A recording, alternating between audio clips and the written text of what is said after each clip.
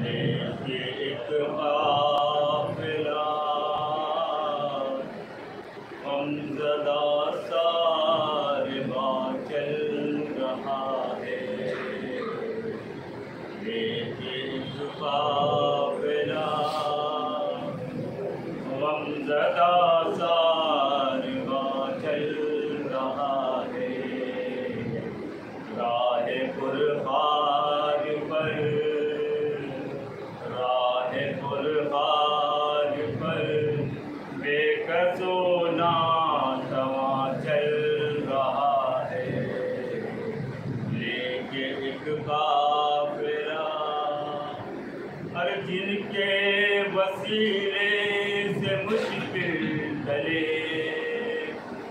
باندھے ہیں ان کے رسن میں گلے، ارے لوٹا انہیں ان کے خیمے جلے، نازوں میں کل آل احمد پلے، اور افسوس اب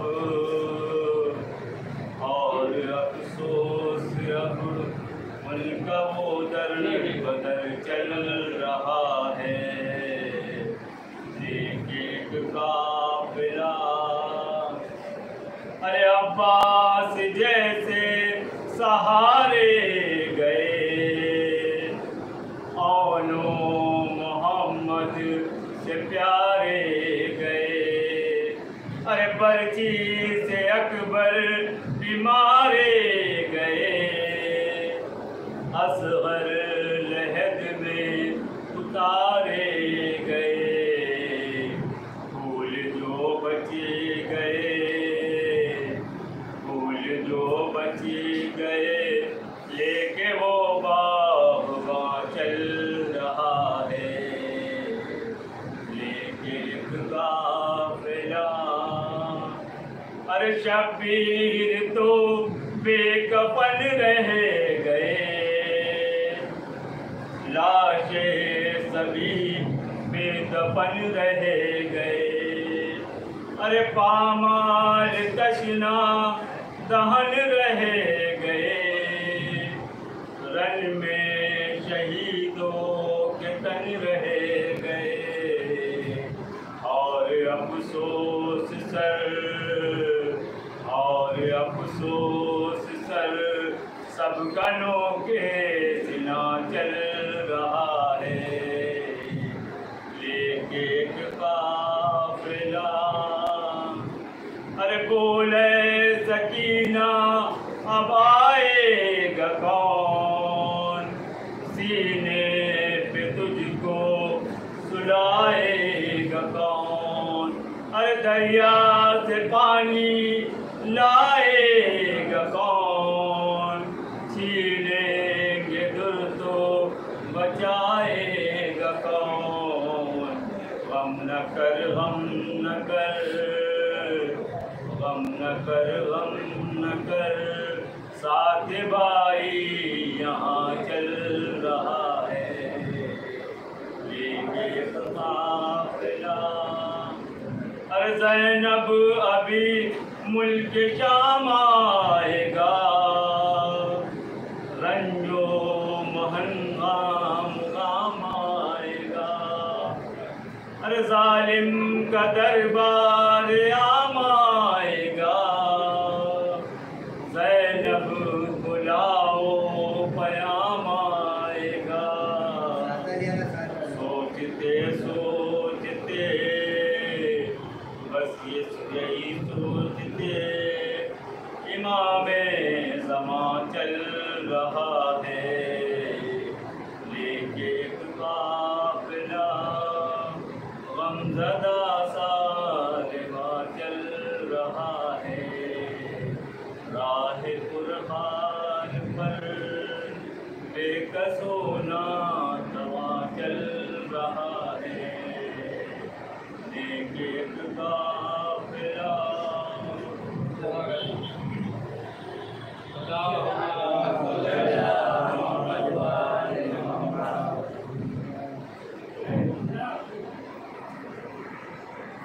نعرہ صلوات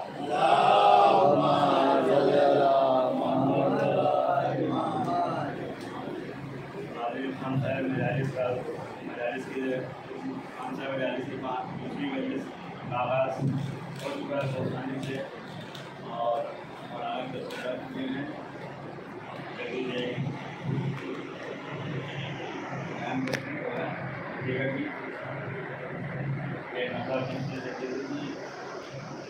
سوگواری ادا مجھ سے بڑھائی نہ گئی، سوگواری ادا مجھ سے بڑھائی نہ گئی، آنسوؤں کی ابھی قیمت بھی چکائی نہ گئی، اور کربلا تیری مساوات کا بھی کیا کہنا، کربلا تیری مساوات کا بھی کیا کہنا، ایسی بستی کہیں دنیا میں بسائی نہ گئی۔ کربلا تیری مساوات کا بھی کیا کہنا، ایسی بستی کہیں دنیا میں بسائی نہ گئی۔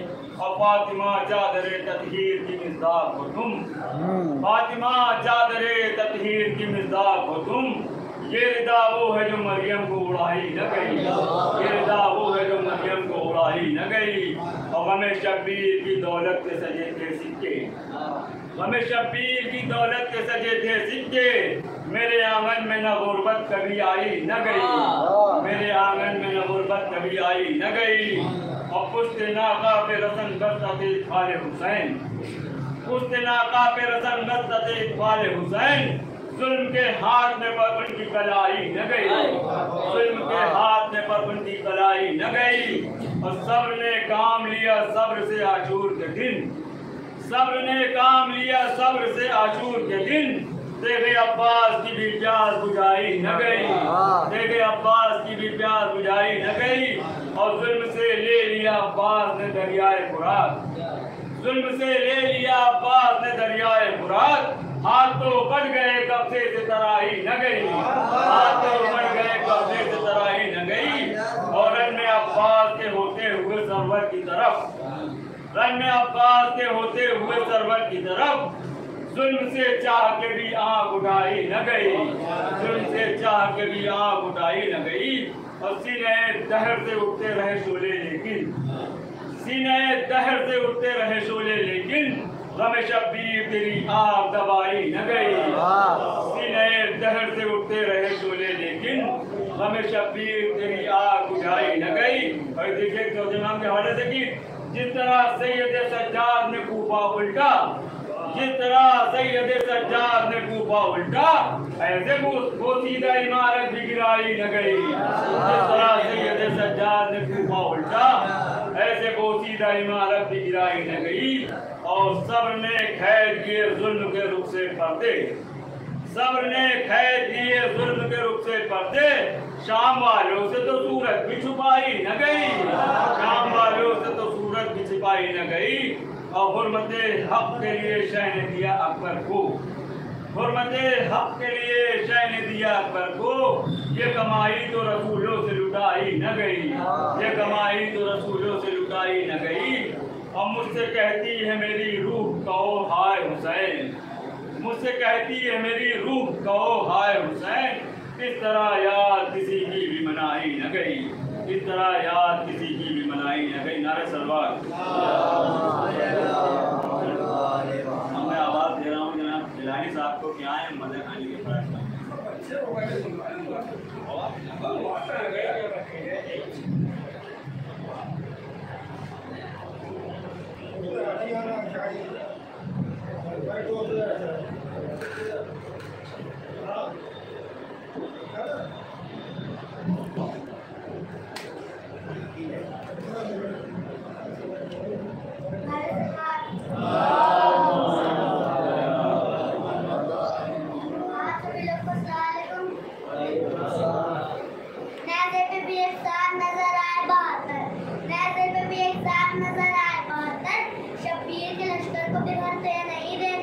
شبیر کے لشکر کو بگڑتے نہیں دیکھا، ہنس ہنس کے علی والوں کو سولی پہ ہمیشہ، ہنس ہنس کے علی والوں کو سولی پہ ہمیشہ، چڑھتے ہوئے دیکھا اترتے نہیں دیکھا، چڑھتے ہوئے دیکھا اترتے نہیں دیکھا، چہرے پہ چمک اڑتے ماتھے پہ رومال، چہرے پہ چمک اڑتے ماتھے پہ رومال، اتنا رسولوں کو سنورتے نہیں دیکھا، رسولوں کو سنورتے نہیں دیکھا۔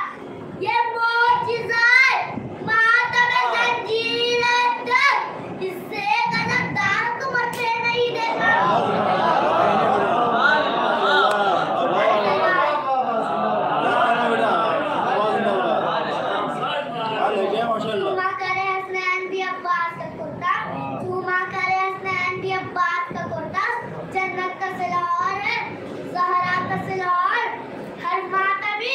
شبیر سے جنت میں ملے گا، سجدوں کا سلور ہے، زہرا کا سلور۔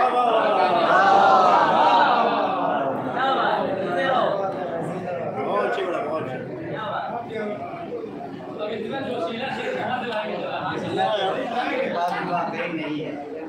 بڑا مشکل ہو گیا چلا پہلے لگا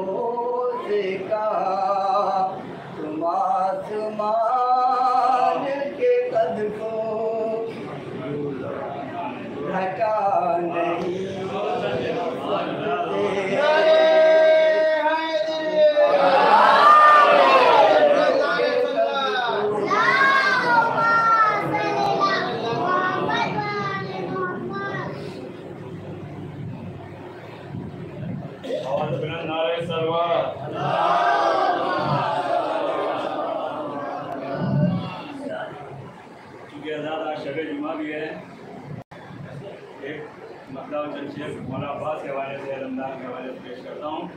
ٹھیک ہے, کیونکہ پوری دنیا میں ہر دیش کا اپنا الگ الگ جھنڈا ہوتا ہے, فلیگ ہوتا ہے, لیکن صرف مولانا عباس کا علم ایسا ہے کہ پوری دنیا میں کہیں ڈوبے ایک ہی علم ہے. اس کے حوالے سے پیش کرتا ہوں. دیکھے گا کہ جو بہادر ہیں وہی لوگ علم چومتے ہیں, جو بہادر ہیں وہی لوگ علم چومتے ہیں, جو اسے چھوڑ کے بھاگے وہ رقم چومتے ہیں. جو بہادر دیکھیے گا, جو بہادر ہیں وہی لوگ علم چومتے ہیں, اور جو اسے چھوڑ کے بھاگے وہ رقم چومتے ہیں. اور ایک فرقے کے علاوہ یہ میرا دعویٰ ہے, ایک فرقے کے علاوہ یہ میرا دعویٰ ہے, تازیہ اور علم سارے دھرم چومتے ہیں. ایک فرقے کے علاوہ یہ میرا دعویٰ ہے, تازیہ اور علم سارے دھرم چومتے ہیں. اور دیکھے گا کہ دوہری پالیسی دیکھے گا کہ حجر اسود کے لیے کوئی بھی فتویٰ نہ دیا, حجر اسود کے لیے کوئی بھی فتویٰ نہ دیا, بدعتی لوگ بھی دیوار حرم چومتے ہیں. حجر اسود کے لیے کوئی بھی فتویٰ نہ دیا, اور بدعتی لوگ بھی دیوار حرم چومتے ہیں. اور مرتے مرتے بھی مسلمان نے چوما نہ علم, مرتے مرتے بھی مسلمان نے چوما نہ علم, اور ہندو اسے لے لے کے جنم چومتے ہیں, اور ہندو اسے لے لے کے جنم چومتے ہیں. اور جب یہ اٹھتا ہے تو پھر عرش کے پیاسے بادل, جب یہ اٹھتا ہے تو پھر عرش کے پیاسے بادل پانی لینے کے لیے مشق و علم چونتے ہیں. جب یہ اٹھتا ہے تو پھر عرش کے پیاسے بادل پانی لینے کے لیے مشق و علم چونتے ہیں. گزار ہوں جناب مولانا ثقلین حیدر علی صاحب سے کہ آئیں اور اپنی تقریر سے لوگوں کو قلوب کو روشن کریں. نعرہ سلوات.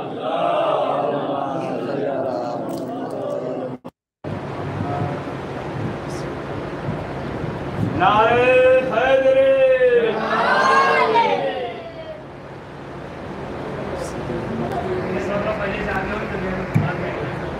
آواز بلند. نعرہ سلوات.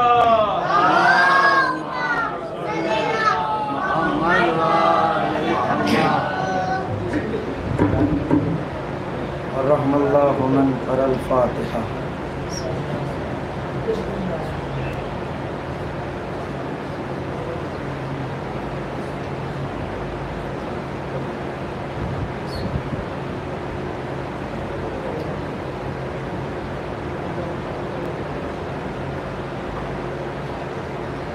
حسبنا اللہ ونعم الوکیل نعم المولا ونعم النصیر.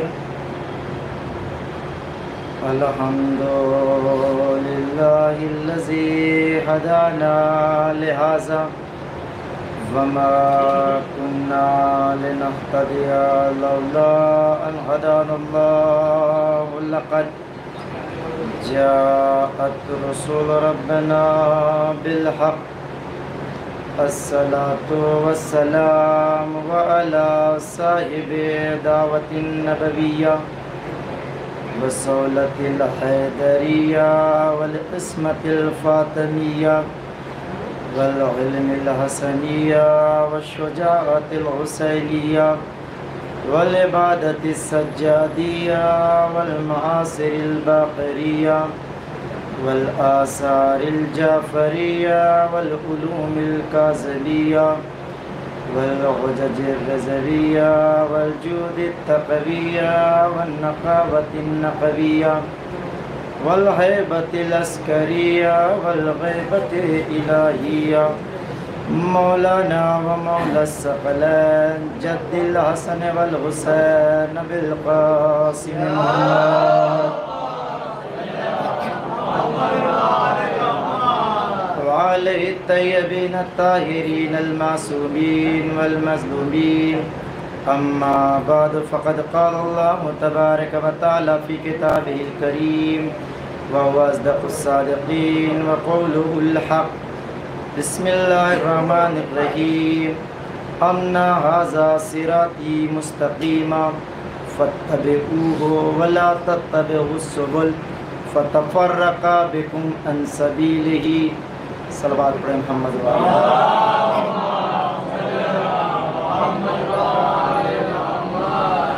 آپ حضرات سے التماس ہے کہ ایک سورہ حمد اور 3 مرتبہ سورہ اخلاص کی تلاوت فرما کر کے حمیدہ بیگم بنت سید مولانا علی محمد زاہد علی ابن حامد علی محمد حسنین ابن طاہر حسین کی روح کو ایصال ثواب کریں.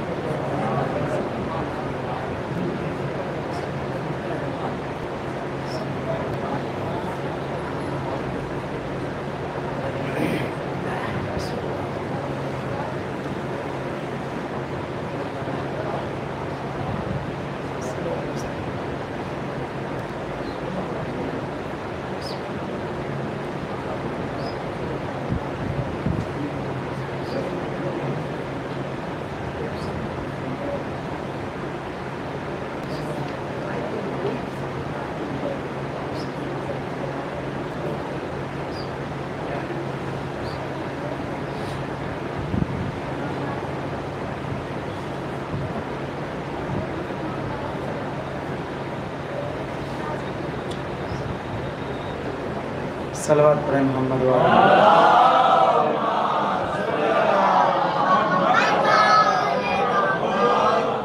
قبل اس کے کہ مجلس کا آغاز کروں. روز اس نے کل آیا اور اشارہ پیچھے سے ہو رہا تھا، مولانا صاحب اشارہ کر دیجئے کہ لوگ آگے آ جائیں. بہرحال ثواب بھی پہلی صف کا ہے، وہ تو بد نصیب لوگ ہوتے ہیں کہ جو پیچھے رہ جاتے ہیں.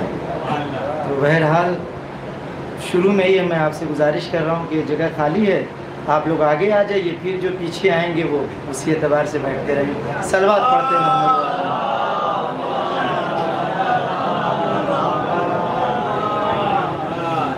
عزیزان محترم، تمام تعریفیں اس ذات کے لیے، اس خالق کے لیے کہ جس نے ہمیں حسین کا عزادار بنایا، غدار نہیں۔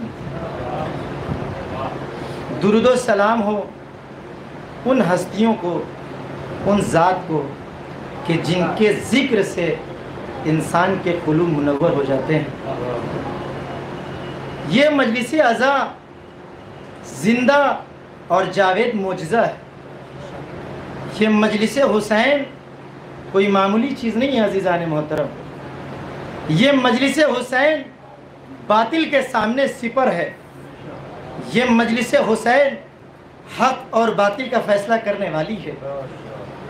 اس مجلس حسین کا سب سے بڑا معجزہ دیکھنا ہے تو یہ دیکھیے کہ کوئی بھی خطیب، کوئی بھی عالم، کوئی بھی مقرر، کوئی بھی ذاکر، مجھ جیسا ایک حقیر طالب علم بھی اگر اس منبر حسینی پر آتا ہے تو آنے سے پہلے وہ یہ سوچتا ہے کہ کوئی ایک قرآن کی آیت کا انتخاب کر لے۔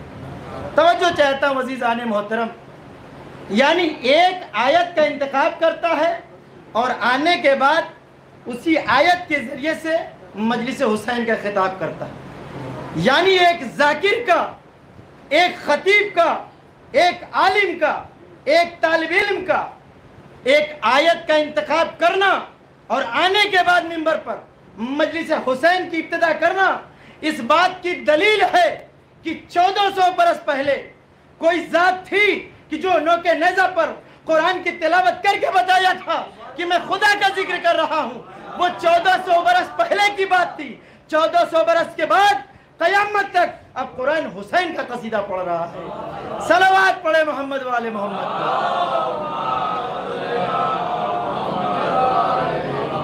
عزیزان محترم، امام حسین علیہ السلام کی ذات کوئی معمولی ذات نہیں ہے۔ امام حسین علیہ السلام نے بڑی قربانی دی ہے، تب جو ہے قرآن میں اس کا ذکر ہے۔ کیوں نہ ذکر ہو؟ اس لیے کہ میں نے جس آیہ کریمہ کو سرنامہ کلام قرار دیا ہے اس میں یہی ہے کہ جو صراط خدا ہے وہی صراط حسین ہے، یعنی صراط حسین کے ذریعے سے انسان صراط خدا تک پہنچ سکتا ہے۔ ہر انسان کو خواہش ہے کہ اسے توحید مل جائے، لیکن امام حسین علیہ السلام نے جو یہ مرتبہ اپنے اندر پیدا کیا، انہوں نے بڑی قربانی دی ہے۔ ایسے ہی نہیں، لیکن دعویٰ کرنا بڑا آسان ہوتا ہے کہ میں حسینی ہوں، لیکن کمال یہ نہیں کہ میں کہوں کہ میں حسینی ہوں، بلکہ میرا کردار ایسا ہو، میرا اخلاق ایسا ہو کہ میں جس راستے سے، جس قریے سے، جس کوچے سے گزروں، جہاں سے بھی میرا گزر ہو، دور سے دیکھنے والا یہ کہے کہ دیکھو یہ حسینی جا رہا ہے۔ یہ چیز کب پیدا ہوگی؟ جب ہم سیرت ائمہ کو اپنائیں گے۔ امام حسین علیہ السلام نے ہمیں جینے کا سلیقہ بتایا ہے کہ ہمیں کیسے جینا ہے، ہمیں کیسے کس کے سامنے بات کرنی ہے، ہمیں کس کے سامنے کیسے بیٹھنا ہے۔ ایسے ہی نہیں کہا جاتا کہ یہ فرشدہ درسگاہ ہے۔ کربلا کو انسان سمجھے تو پہلے، کربلا کو سمجھے۔ کربلا میں کیا نہیں تھا؟ کربلا میں بھائی بھائی سے ملنے کا طریقہ نہیں بیان کیا گیا؟ کیا کربلا میں زوجہ اور شوہر کا طریقہ نہیں بیان کیا گیا کہ کیسے رہا جاتا ہے؟ کیا امام حسین علیہ السلام نے یہ نہیں بیان کیا کہ دشمنوں سے مقابلہ کیسے کرنا ہے، دوستوں سے ملنا کیسے ہے؟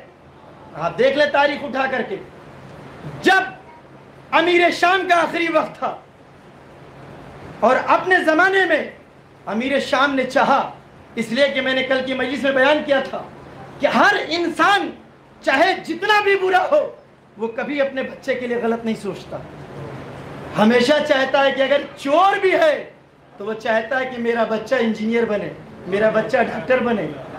امیر شام شرابی ضرور تھا لیکن وہ چاہتا تھا میرا لڑکا صحیح بن جائے۔ لیکن تربیت کا فرق ہے عزیزان محترم، جیسی آپ تربیت کریں گے ویسی آپ کی اولاد پروان چڑھے گی۔ امیر شام نے کیا کہا امیر شام اپنے بیٹے کو بلواتا ہے آخری وقت میں، جب اس کی زندگی کا آخری لمحہ ہے۔ اس کا بیٹا کہاں ہے؟ عیاشیوں میں مشغول ہے، شراب خوری میں مشغول ہے۔ اس نے بلوایا لیکن اس کا بیٹا نہیں آتا۔ توجہ چاہتا ہوں عزیزان محترم، ایک شخص کو بھیجا، بھیجنے کے بعد کہا کہ امیر شام نے کہا کہ میرے بیٹے سے کہہ دو کہ میرا آخری وقت ہے، میرا دم نکلنے والا ہے، اس سے کہہ دو کہ میری کچھ خواہشیں، میری کچھ وصیتیں ہیں، وہ آ کے سن لے۔ پوری تاریخ اٹھا کر کے دیکھ لیجئے عزیزان محترم کہ امیر شام نے آخری وقت میں اپنے بیٹے کو بلایا ہو اور اس کا بیٹا اس کے قریب آیا ہو۔ اس کا بیٹا اس کے قریب نہیں آیا۔ اب دنیا سے امیر شام جا رہا ہے لیکن پیغام پہنچانا ہے اپنے بیٹے کے قریب۔ اس نے خط لکھا، لکھنے کے بعد اپنے چاہنے والوں سے کہا کہ دیکھو، جب میں دنیا سے اب چلا جاؤں، جب میرا بیٹا عیاشیوں سے فارغ ہو جائے اور جب وہ یہاں آئے تو تم ان سے یہ پیغام دے دینا۔ باپ سمجھدار تھا، اس نے لکھا، بیٹا آیا۔ اب جب یزید آیا تو امیر شام کا خط اس کے ہاتھوں میں دیا گیا۔ لیکن عزیزان محترم، تخت خلافت ایک ایسی چیز ہے کہ جس پر انسان کو سمجھ میں نہیں آتا کہ میں کیا کروں۔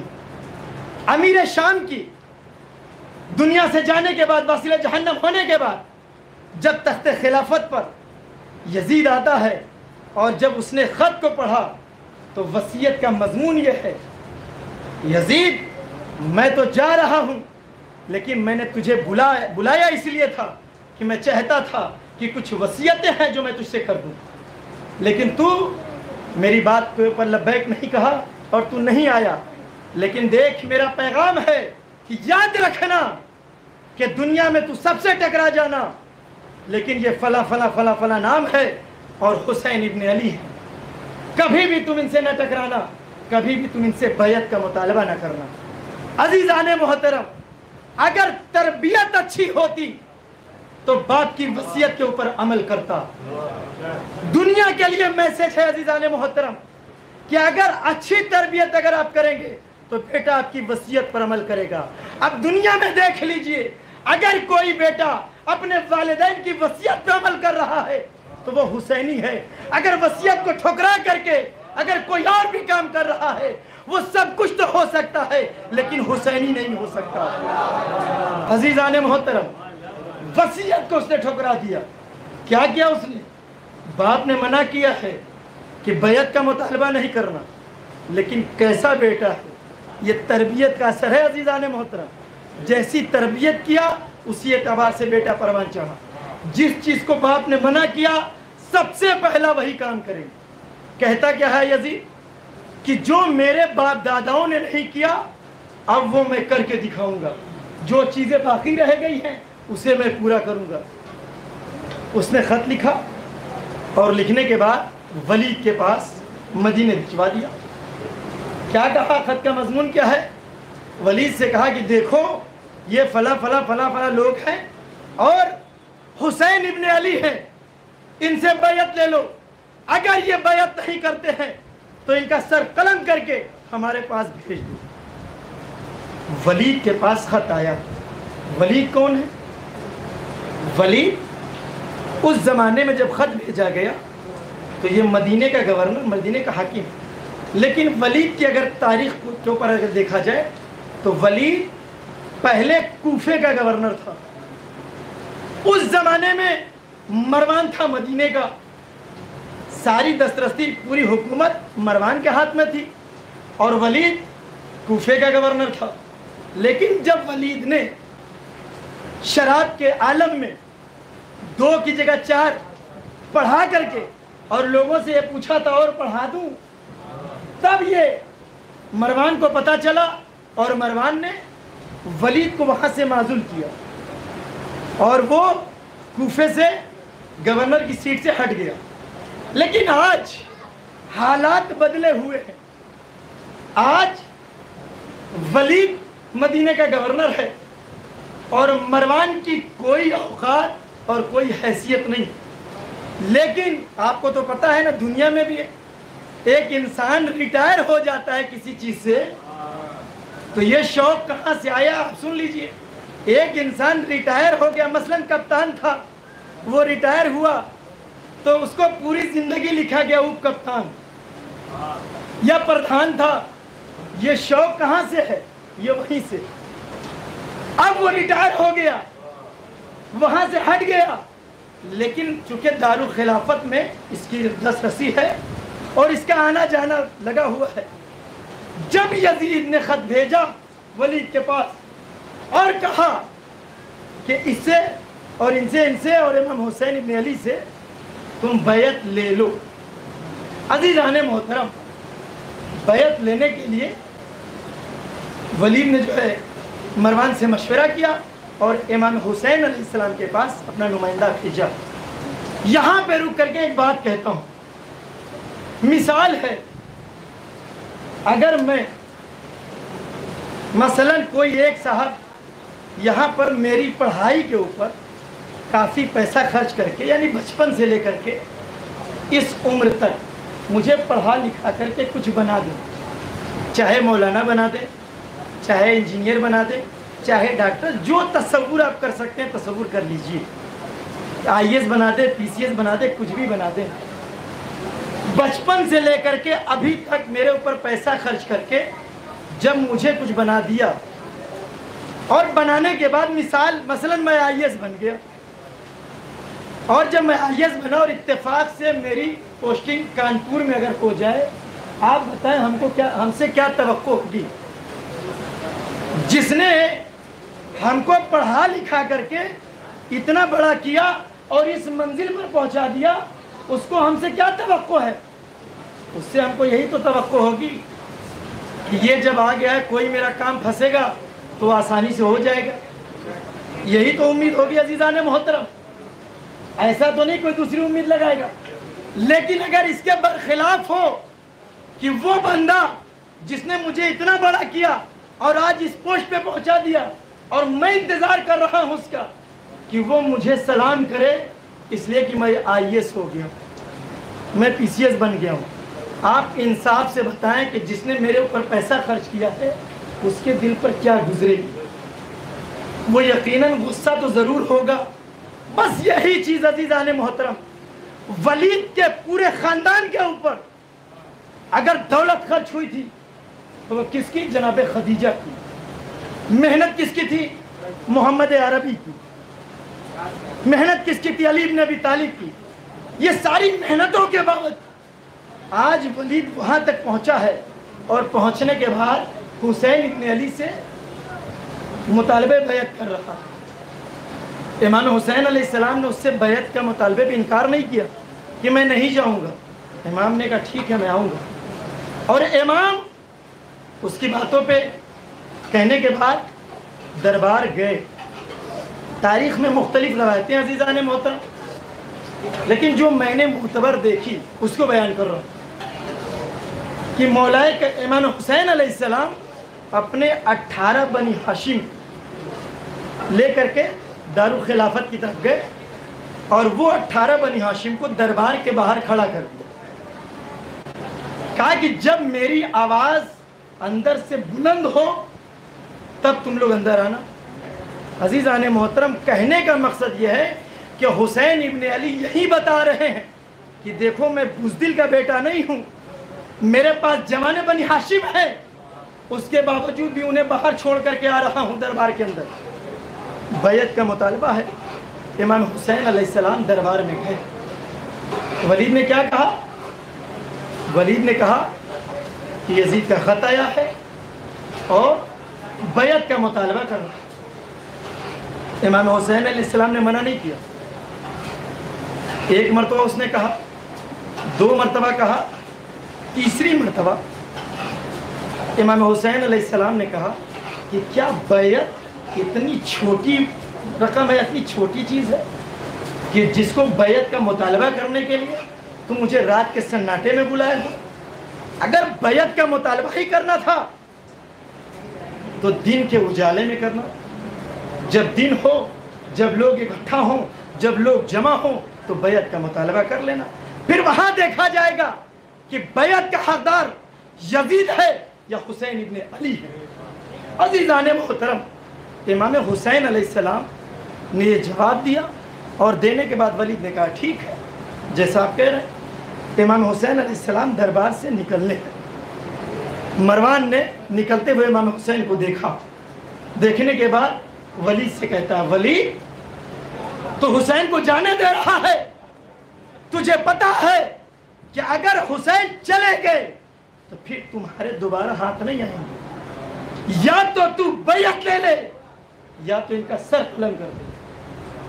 پتا ہے عزیزان محترم، شروع سے آخر تک امام حسین علیہ السلام کی کوشش یہ رہی کہ جنگ نہ ہونے پائے، لڑائی نہ ہونے پائے، کوئی ایسی بات نہ ہونے پائے کہ جس سے بات بگڑ جائے۔ لیکن جب مروان نے جب یہ جملہ کہا، زہرا کا لال، علی کا لاڈلا، ایک مرتبہ جوش میں آیا اور آنے کے بعد کہتا ہے تو کہتا ہے کہ حسین سے بیعت لے لے، تجھے پتا ہے کہ کس سے بیعت کا مطالبہ کر رہا ہے؟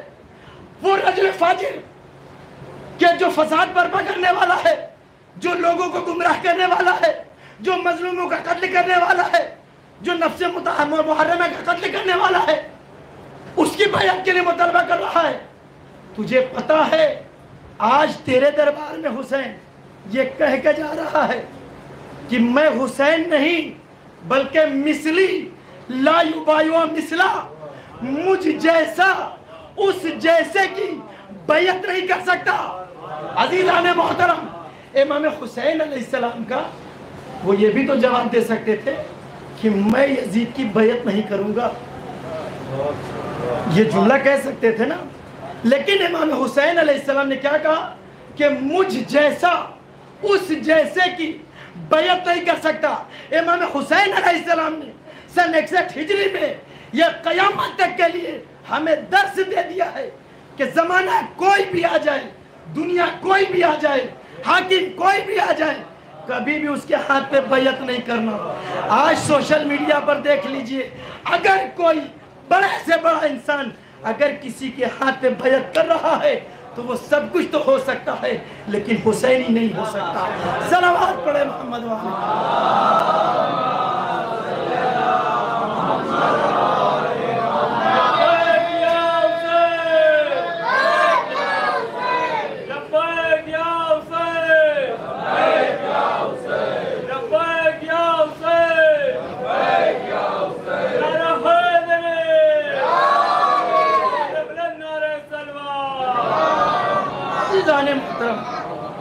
تو امام حسین علیہ السلام نے کہا مثلی لا یبایع مثلا، کہ مجھ جیسا اس جیسے کی بیعت نہیں کر سکتا۔ عزیزان محترم، مدینے میں امام حسین علیہ السلام نے یہ جملہ کہا ہے، لیکن امام حسین علیہ السلام کے اس جملے کے اندر اتنی حنک ہے، اتنا دبدبہ ہے کہ اس کو اگر کربلا کے بعد دیکھنا ہے تو کربلا کے بعد سید سجاد کے ہاتھوں میں ہتکڑی پہنا دی گئی، کمر میں لنگر پہنا دیا گیا، توق پہنا دیا گیا، اور یہ سید سجاد کو اسیر کر کے یزید کے دربار تک لایا گیا۔ یعنی اسیر تو کر لیا گیا لیکن دربار میں بلانے کے بعد بھی سید سجاد سے بیعت کا مطالبہ نہیں کر پایا۔ یہ حسین کے جملے کی حنک تھی۔ عزیزان محترم، انسان اپنے اندر کردار حسینی کو پیدا کرے۔ اگر جذبہ حسینی ہے تو سب کچھ ہے، اگر جذبہ حسینی نہیں تو کچھ بھی نہیں۔ یہ اور بات ہے، بہت سارے خطیب آتے ہیں، کوئی نماز کو عزاداری سے ٹکراتا ہے، کوئی عزاداری کو نماز سے ٹکراتا ہے۔ لیکن عزیزان محترم، نماز کا ایک مرتبہ اپنی جگہ پر ہے، عزاداری کا ایک مرتبہ اپنی جگہ پر ہے۔ دونوں چیزیں آپ کو انجام دینی ہیں۔ اگر آپ نے عزاداری کیا تو عزادار امام حسین بن جائیں گے، اگر آپ نے نماز پڑھا تو اللہ کے محبوب بن جائیں گے۔ تو ایسا نہیں ہے جس طریقے سے ہمارے ہاں جلوسوں میں دیکھیں عزاداری ہوتی ہے، آپ جگہ جگہ دیکھتے ہیں سینکڑوں لوگ یا اس سے بھی زیادہ لوگ جلوسوں میں شرکت کرتے ہیں، لیکن جب مسجد میں آ کر کے دیکھیے جو عزادار صبح سے لے کر کے شام تک یا حسین کی صدائیں بلند کرتا ہے، وہی انسان مغرب کا وقت ہو جاتا ہے اور وہ مسجد میں نہیں آتا، دعویٰ کیا کرتا ہے کہ میں حسینی ہوں۔ حسینی کون ہے پتہ ہے آپ کو عزیزان محترم؟ حسینی بننے کے لیے سعید جیسا جذبہ چاہیے، حسینی بننے کے لیے زہیر جیسا کردار چاہیے۔ جہاں وہ حسین کے ساتھ تھے وہیں حسین کے ساتھ نماز میں بھی تھے۔ صلوات پڑھے محمد والے محمد۔ تو عزیزان محترم، قرآن نے کیا کہا؟ انا ھذا صراطی مستقیما، کہ یہ میرا سیدھا راستہ ہے، فاتبعوہ، پس تم اس کی اتباع کرو، ولا تتبعوا الرسل، اور ان راستوں کے چکر میں ان راستوں سے دور نہ ہو جانا۔ یہ قرآن کہہ رہا ہے عزیزان محترم، میں نہیں کہہ رہا ہوں۔ ان راستوں کے چکر میں ان راستوں سے دور نہ ہو جانا، اس لیے کہ اللہ کی طرف سے ہمارے لیے ہدایت ہے کہ ہم متقی بن جائیں۔ عزیزان محترم، اس آیت کے اندر 2 شرط ہے اور 1 جزا ہے۔ شرط کیا ہے؟ شرط، پہلی شرط یہ ہے، دیکھیں شرط کا تقاضا کیا ہوتا ہے۔ مثال کے طور پہ آپ شرط رکھیں کہ مولانا آپ کانپور اسٹیشن تک آئیں گے تب ہم آپ کو لے کر کے جوہی کالونی تک آئیں گے۔ شرط کیا ہے کہ آپ کانپور اسٹیشن تک آئیے تب ہم آئیں گے، تب جزا ملے گی۔ جزا کیا ہوگی؟ کہ ہم آپ کو وہاں سے جوہی کالونی تک لے کر کے آئیں گے۔ اگر ہم کانپور سینٹرل اسٹیشن تک اگر نہیں پہنچے تو آپ یہ بتائیے کہ کیا آپ ہم کو لینے جائیں گے؟ یعنی شرط ختم، جزا ختم۔ یعنی جزا پانا ہے تو اس کے لیے ہمیں زحمتیں اٹھانی پڑے گی، ہم کو وہاں تک پہنچنا پڑے گا، تب ہم کو جزا ملے گی۔ عزیزان محترم، اس آیت میں پروردگار عالم نے یہی کہا، یہ میرا سیدھا راستہ ہے، پہلی شرط۔ دوسری شرط کیا ہے؟ ان راستوں کے چکر میں ان راستوں سے دور نہ ہو جانا۔ جزا کیا ہے؟ متقی بن جاؤ گے۔ یعنی متقی بننے کے لیے ہمیں 2 شرط ماننی پڑے گی۔ پہلی شرط سیدھے راستے پہ چلنا پڑے گا، دوسری شرط ہم کو ایسے ویسے راستے کو چھوڑنا پڑے گا، تب جزا ملے گی کہ ہم متقی بن جائیں۔ کل ہم نے ثابت کیا تھا، اسی آیت کے ذیل میں نے بیان کیا تھا کہ فاتبعوہ، پس تم اس کی اتباع کرو۔ اتباع کا مطلب کیا تھا؟ یعنی پیچھے چلو۔ مثال آ گئی، میں پیش کر دیتا ہوں عزیزان محترم، کہ پیچھے چلنا یعنی اتباع کرنے کی اہمیت کیا؟ اگر اتباع میں آپ آگے نکل گئے تو بھی کام خراب ہو جائے گا۔ مثال، جو لوگ مسجد میں پرماننٹ آتے ہیں ان کے لیے، ویسے امید ہے کہ سبھی آتے ہیں، صلوات پڑھیں محمد والے۔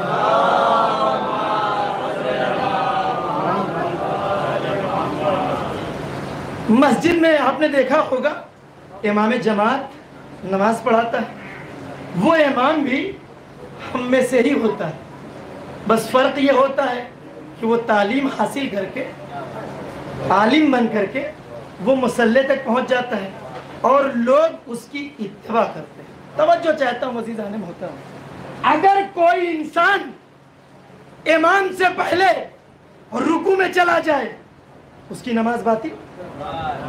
اگر کوئی انسان امام سے پہلے سجدے میں چلا جائے نماز باطل۔ یعنی یہ دنیا کا امام ہے، اگر اس کے آگے چلے گئے تمہارے عمل ختم۔ اگر اس امام کے آگے چلے گئے، رکوع کیا، رکوع چلا گیا، سجدہ کیا، سجدہ چلا گیا، ارے اب اندازہ تو لگاؤ کہ جب اس امام کے آگے اگر چلے گئے نماز باطل ہو جاتی ہے، اس امام کے آگے چلے جاؤ گے۔ صلوات پڑھو محمد۔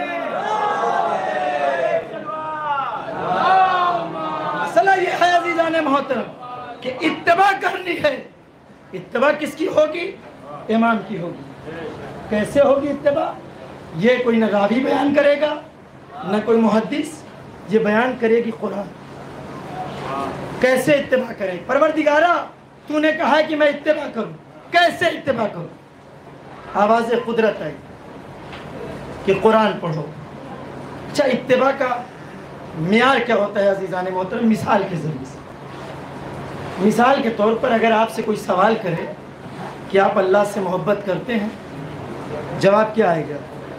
بے شک میں کرتا ہوں، میں نماز بھی پڑھتا ہوں، میں روزہ بھی رکھتا ہوں، मैं हज भी करता हूँ, मैं ज़कात भी देता हूँ, मैं खुम्स भी देता हूँ।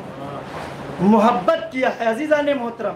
देखिए दुनियावी मोहब्बत में खुदा की मोहब्बत में बड़ा फ़र्क होता है। दुनिया की मोहब्बत में धोखे के इम्कान पाए जाते हैं, लेकिन खुदा की मोहब्बत में धोखे के इम्कान नहीं पाया जाता। अगर इंसान सच्चे दिल से अगर मोहब्बत कर रहा है, लेकिन अगर आप मसलन मिसाल, आप लोग तो बहरहाल हमसे बहुत अच्छे हैं, मैं अपने ऊपर कहता हूँ कि मैं दावा करूँ मैं अल्लाह से मोहब्बत करता हूँ, मैं नमाज भी पढ़ता हूँ, रोज़ा भी रखता हूँ, ज़ियारतों पे भी जाता हूँ, बुज़ुर्गों का एहतराम भी करता हूँ, सब कुछ करता हूँ, लेकिन अगर उधर से आवाज़ आए कि मैं तुमसे मोहब्बत नहीं करता, आप इंसाफ से बताएं कि मेरे दिल पे क्या गुजरेगा। खुदा की मोहब्बत छोड़ दीजिए, दुनिया में अगर दूसरी तरफ से जवाब आ जाए कि मैं तुमसे नहीं मोहब्बत करता, नहीं चाहता, तो लोग अपनी जान को लुटा देते हैं। जब दुनिया की मोहब्बत में इतनी ताकत है कि अगर इनकार मिल जाए तो इंसान जान दे देता है, अगर खुदा की मोहब्बत अगर उधर से इनकार आ जाए कि मैं तुम्हें नहीं चाहता, तो आप बताएं इस जिंदगी का कोई मकसद है, इस जिंदगी का कोई मतलब है? नहीं अजीज़ान मोहतरम। तो पता चला कि मोहब्बत का मेयार दोनों तरफ से होना चाहिए, यानी जब तक दोनों तरफ से मोहब्बत नहीं है तब तक आप कामयाब नहीं। अब इत्तिबा का मसला है, क्या कहा कुरान ने? कुरान के अंदर आयत है कि कुल इन कुंतुम तुहिब्बुनल्लाह फत्तबिऊनी व युहिब्बुकुमुल्लाह। इस आयत के अंदर एक शर्त है और एक जज़ा है, बल्कि इसमें भी दो शर्त। शर्त क्या है? पहली शर्त यह है कि तुम तो दावा करते हो ना, पैगंबर से कहा गया कि पैगंबर जो लोग आपसे कहें कि हम अल्लाह से मोहब्बत करते हैं, आप उनसे कहिए फत्तबिऊनी, मेरी इत्तिबा करें, व युहिब्बुकुमुल्लाह, फिर अल्लाह उनसे मोहब्बत करेगा। इत्तिबा कैसे होगी?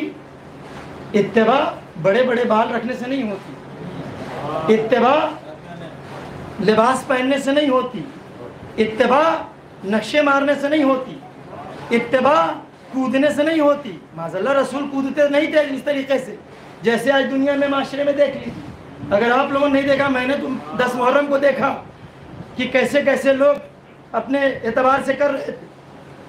तो इत्तिबा का मतलब ये होता है कि जो रसूल कहे, इसलिए कि ये मैंने नहीं कहा अज़ीज़ान मोहतरम, ये भी सवाल खुदा से पूछा गया, कहा खुदा ने कुरान से पूछ लो, कुरान तुम्हारे सामने है। अब कुरान उसी को समझ में आएगा कि जो कुरान के साथ अहले बैत को लिए हुए है। इसलिए कि हस्बुना किताब अल्लाह का दावा करना बड़ा आसान होता है, लेकिन दावा करने के बाद अगर कुरान समझ में नहीं आए तो इंसान पूरी ज़िंदगी कूदता रहेगा, उसे कुरान समझ में नहीं आने वाला। झूमना अलग चीज़ है, कुरान को समझना अलग बात है। तो अज़ीज़ान मोहतरम, कुरान से पूछा गया, आवाज़ कुदरत आई कि जो मेरा हबीब दे दे उसे ले लो। अब आप बताएं कि जन्नत को देखा है? कहा नहीं। कहा जब जन्नत को देखा नहीं तो मानते क्यों हो? कहा इसलिए मानता हूं कि नबी ने कहा। सलसबील को देखा है? कहा नहीं। कहा मानते हो? कहा मानता हूं। क्यों मानते हो? इसलिए कि नबी ने कहा है। बहुत सी चीज़ें इस तरीके से दुनिया में भी ले लीजिए, अगर भाइयों से भी सवाल करिए कि इस चीज़ को तुम मानते हो, वो भी कहेंगे हाँ मानता हूँ। क्यों मानते हो? इसलिए कि नबी ने कहा। कौसर को मानते हो? कहा मानता हूँ। क्यों मानते हो? इसलिए कि नबी ने कहा। ये बताओ कि अल्लाह को मानते हो? कहा मानता हूँ।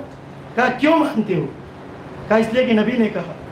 तवज्जो चाहता हूँ अज़ीज़ान मोहतरम, जिसने खुद अल्लाह को देखा नहीं,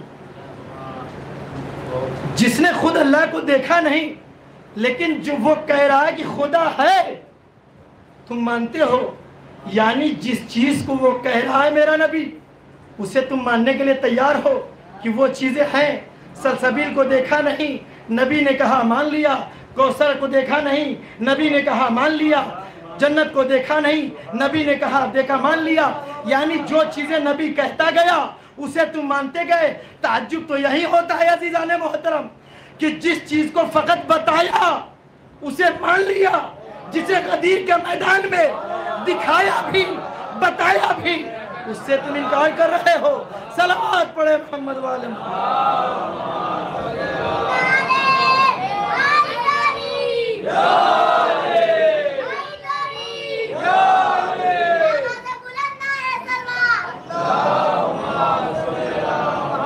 عزیزان محترم، اتباع کس کی ہوگی؟ رسول کی ہوگی یا علی کی ہوگی یا اہل بیت کی ہوگی؟ اتباع کیسے کریں؟ اتباع اس طریقے سے کی جائے گی کہ جیسے غازی عباس نے امام حسین کی، اتباع ویسے کی جائے گی جیسے اہل بیت اطہار نے بتایا ہے۔ عزیزان محترم، میں آج پڑھ رہا تھا اور اس میں نے ایک روایت دیکھی کہ جناب زینب وہ وقت ہے کہ کائنات نے جناب عبداللہ کو اپنے گھر بلایا اور بلانے کے بعد شادی کی شرط رکھی۔ شرائط کیا تھے؟ جناب امام حسین علیہ السلام نے جناب زینب سلام اللہ علیہ کے سلسلے میں مولا کائنات نے جو عبداللہ سے کہا ہے وہ کیا کہا؟ جب جناب عبداللہ کو بلایا، شادی کی جب درخواست کی تو جناب عبداللہ سے کہا کہ کائنات کے اندر جناب یعقوب اور جناب یوسف ان کے جیسے باپ اور بیٹے کی کوئی مثال نہیں۔ پھر تھوڑا رکے، پھر مولا کائنات نے جناب عبداللہ سے کہا، عبداللہ رسول اللہ اور فاطمہ کے جیسا کوئی باپ بیٹی کا رشتہ نہیں۔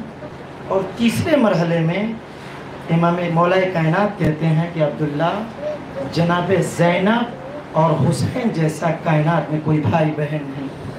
عبداللہ دیکھو میں شادی کر رہا ہوں، لیکن عبداللہ زینب بھائی کے بغیر زندہ نہیں رہ سکتی، یعنی بھائی کو اتنا چاہتی ہے کہ اگر زینب اپنے بھائی کو نہ دیکھے، بھائی کی زیارت نہ کرے تو وہ مر جائے گی۔ عزادارو، پھر ایک مرحلے میں اور پڑھا اسی کے آگے کہ مدینے کا یہ قانون تھا، مدینے میں یہ ہوتا تھا کہ جب شادی ہوتی تھی تو شادی کے تیسرے دن ماں اپنی بیٹی کے گھر جاتی تھی۔ عزادارو، جب مولا کائنات نے شادی کی اس رسم کو ادا کیا ہوگا تو کیا شہزادی فاطمہ یاد نہ آئی ہوں گی؟ لیکن عزادارو، جناب زینب کی شادی ہو گئی، 3 دن گزر گیا۔ 3 دن گزرنے کے بعد امام مولا کائنات جناب فضہ سے کہا کہ فضہ زینب کے گھر چلی جاؤ۔ سنیں عزادارو، زینب کے گھر چلی جاؤ اس لیے کہ میری بیٹی کو ماں کا انتظار ہوگا، ماں کا انتظار کر رہی ہوگی زینب۔ سنیں عزادارو، جناب زینب سلام اللہ علیہ جناب عبداللہ کے گھر آئیں، دروازے پہ کھڑی ہیں، کیا دیکھا کہ جناب زینب زار و قطار رو رہی ہیں، جناب زینب زار و قطار رو رہی ہیں۔ جناب فضہ نے سمجھا کہ شاید جناب زینب کو ماں کی یاد آ گئی۔ سنیں عزادارو، ایک مرتبہ جناب فضہ جناب زینب کے قریب گئی اور جانے کے بعد کہتی ہے، شہزادی گریے کا سبب کیا ہے؟ کیا مادر گرامی کی یاد آ گئی؟ جناب زینب نے ایک مرتبہ اپنے صورت کو اٹھایا، اٹھانے کے بعد جناب فضہ کی طرف دیکھا، دیکھنے کے بعد کہا، اماں فضہ آج 3 دن ہو گئے میں نے اپنے بھیا حسین کی زیارت نہیں کی۔ اجرکم اللہ، یہ مقدمہ ہے عزادارو۔ جناب زینب اپنے بھائی کو کتنا چاہتی ہے سمجھ لیجئے کہ جناب زینب اس کے بعد جناب زینب علی کے گھر آتی ہے۔ اب جناب زینب آئی ہے، سنیں عزادارو، جب جناب زینب آئی ہے، یہ سارے مقدمے بیان کر رہا ہوں ایک مصائب کے جملے بیان کرنے کے لیے کہ جناب زینب کو بھیا حسین سے کتنی محبت ہے، لیکن ایک وقت وہ آئے گا کہ زینب اپنے بھائی کو پہچان نہ پائے گی۔ سنیں عزادارو، جناب زینب جب گھر میں آتی ہیں، جب آنے کے بعد کیا دیکھا کہ حسین گریہ کر رہے ہیں، حسین گریہ کر رہے ہیں۔ جناب زینب نے پوچھا، بھیا کیا تجھے بھی بہن زینب کی یاد آ گئی؟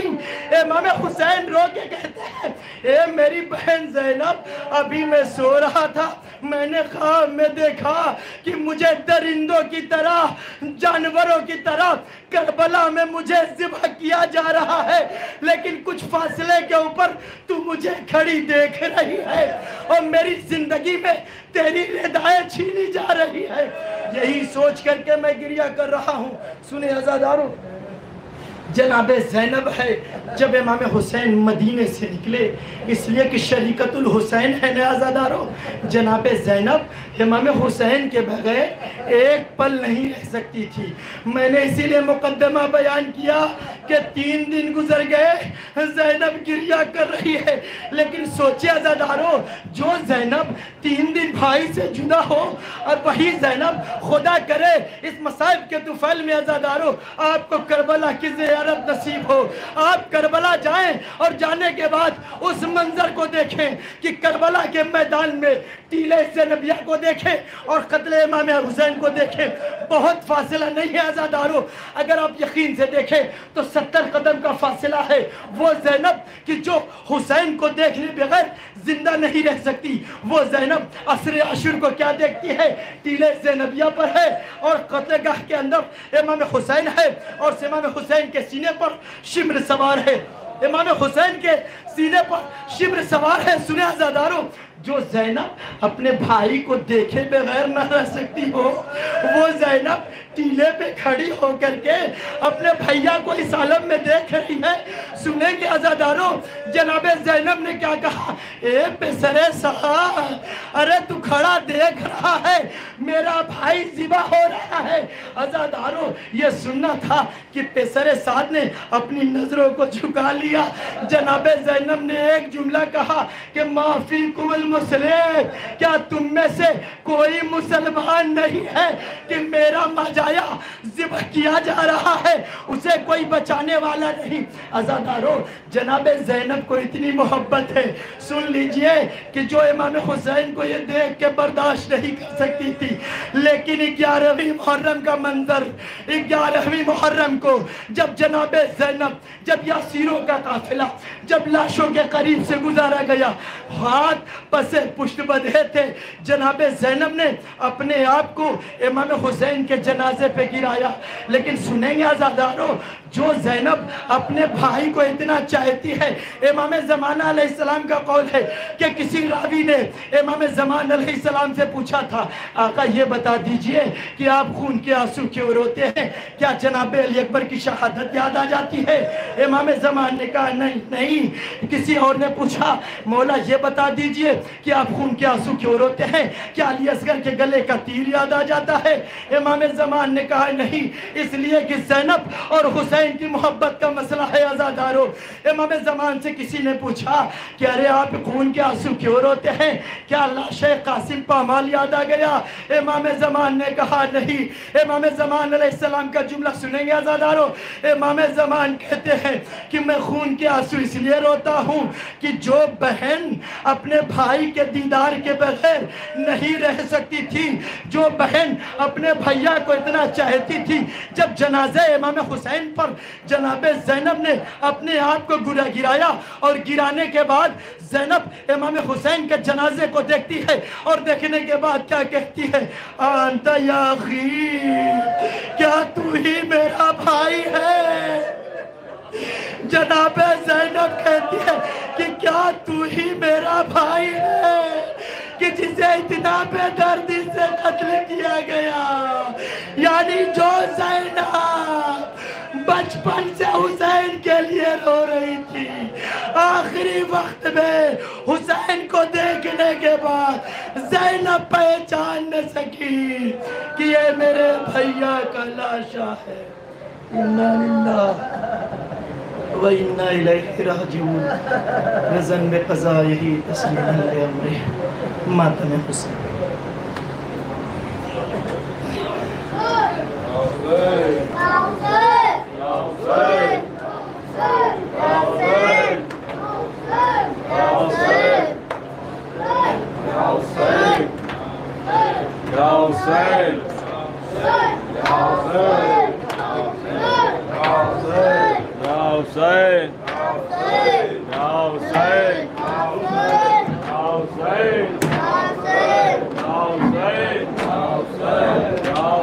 عباس علمدار عباس علمدار عباس علمدار عباس علمدار عباس علمدار عباس علمدار عباس علمدار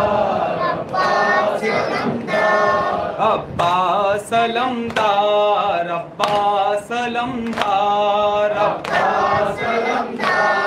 عباس علمدار اب تک ہے زبانوں پہ علمدار علمدار عباس علمدار عباس علمدار اب تک ہے زبانوں پہ علمدار علمدار عباس علمدار عباس علمدار کہ شان سے بابا کا علم تو نے اٹھایا عباس علمدار عباس علمدار کہ شان سے بابا کا علم تو نے اٹھایا عباس علمدار عباس علمدار مشکی زچھدا لوٹ کے تو گھر نہیں آیا عباس علمدار عباس علمدار اے شیر جوان اے پسر حیدر کرار عباس علمدار عباس علمدار لاش دیکھی تو ماں نے کہا یہ کہیں میرا قاسم نہ ہو لاش دیکھی تو ماں نے کہا یہ کہیں میرا قاسم نہ ہو یہ وہم سچ نہ ہو اے خدا یہ کہیں میرا قاسم نہ ہو لاش دیکھی تو ماں نے کہا یہ کہیں میرا قاسم نہ ہو لاش دیکھی تو ماں نے کہا یہ کہیں میرا قاسم نہ ہو جانے کیوں مجھ کو لگتا ہے ڈر خیریت سے ہو میرا پسر ڈھونڈنے بھی میں جاؤں کدھر یہ کہیں میرا قاسم نہ ہو لاش تو ماں نے کہا یہ کہیں میرا قاسم نہ ہو کچھ تو بتلاؤ شاہ زمن کس چمن کا ہے یہ گل بدن مجھ کو آتی ہے بوئے حسن یہ کہیں میرا قاسم نہ ہو لاش دیکھی تو ماں نے کہا یہ کہیں میرا قاسم نہ ہو ظلم ڈھاتے ہیں اہل جفا ہو نہ جائے وہ مجھ سے جدا خون غلطی ہے کرب و بلا یہ کہیں میرا قاسم نہ ہو لاش دیکھی تو ماں نے کہا یہ کہیں میرا قاسم نہ ہو لاش ہے کس کی یہ خون میں تر ہو گیا ختم کس کا سفر روئے گی اس کی ماں عمر بھر یہ میرا قاسم نہ ہو لاش کی تمہارے کہا یہ کہیں میرا قاسم نہ ہو تم ہی آواز دو میری جان ڈھونڈنے تم کو جاؤں کہاں مجھ کو کہہ دو پھر ایک بار ماں یہ کہیں میرا قاسم نہ ہو لاش لے گی تمہارے کہا یہ کہیں میرا قاسم نہ ہو یہ وہم سچ نہ ہو اے خدا